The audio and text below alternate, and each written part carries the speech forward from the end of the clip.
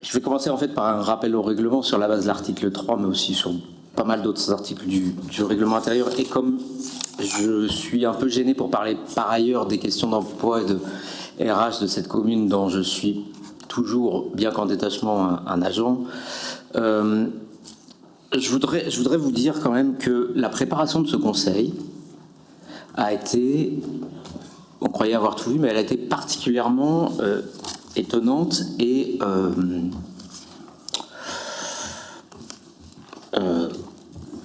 douloureuse, on va dire. Je n'ai jamais vu, en 35 ans d'engagement politique, un tel mépris, une telle arrogance, une telle désinvolture entre élus, entre collègues.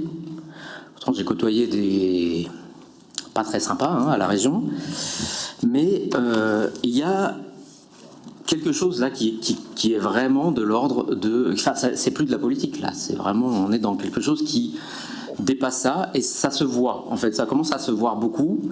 Des gens nous le disent, des gens qui ne sont pas forcément d'accord avec nous, des gens qui comprennent d'ailleurs qu'il puisse y avoir des désaccords dans une assemblée délibérante, mais qui ne comprennent pas la façon dont vous vous comportez, en séance notamment, vos rires goguenards, quand vous avez trouvé un nouveau truc pour nous empêcher de poser une question, le quorum qui est plus là,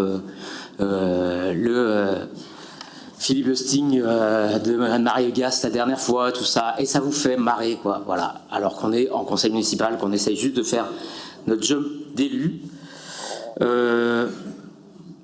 Vous ne supportez ostensiblement pas la moindre expression de critique, d'interpellation, de désaccord.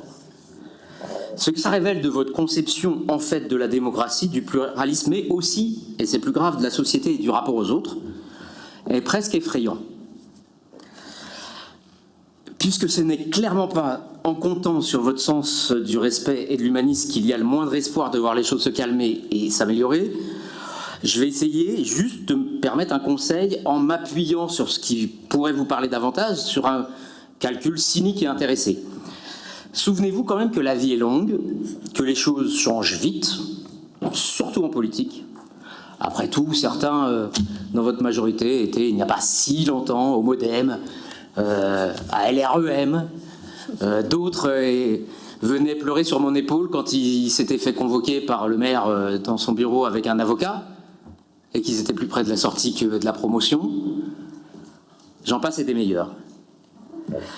Donc, un petit conseil, gardez en tête qu'insulter l'avenir, ça n'est jamais très bon. Et puis pour certains, l'avenir commence tôt, puisque je pense qu'en septembre, on va se croiser. Il y a quand même au final quelque chose de sidérant dans votre attitude. On est deux, vous êtes 51. Et c'est encore trop. Mais de quoi, bon sang, avez-vous peur? Qu'est-ce qui vous défrise dans le fait qu'on pose des questions, qu'on travaille nos dossiers, que quand on a 1600 pages à lire, on n'a pas de collaborateurs, on n'a pas les services, eh bien, on travaille quand même, on pose des questions, on fait des remarques, on soulève des dossiers, on demande des documents.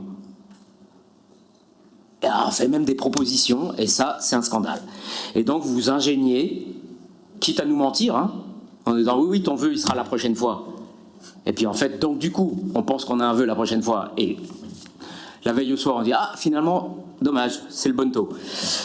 Quand j'étais vice-président à la région, c'est d'ailleurs une époque où Patrice Bessac était très charmant avec moi. C'est vrai qu'il y avait 1,8 milliard de budget à distribuer, donc probablement ça devait aider.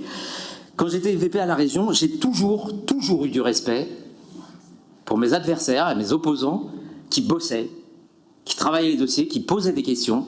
Je leur répondais systématiquement. Ils demandaient des infos, je leur donnais. Ça me paraissait juste être une conception démocratique et républicaine du fonctionnement d'une assemblée et de la politique et de la démocratie locale. La façon dont vous vous comportez, elle est extrêmement dure, elle est violente. Je ne vous cache pas que Choukri et moi, quand on rentre chez nous après ces heures de conseil où vous nous avez traités vraiment plus bas que terre, vous êtes foutus de notre gueule, vraiment, on est vidé on est... Bon, on n'est pas très en forme, mais on restera là. Vous ne nous aurez pas. Il y a de plus en plus de gens qui nous disent de tenir. Et donc, c'est vain ce que vous êtes en train de faire.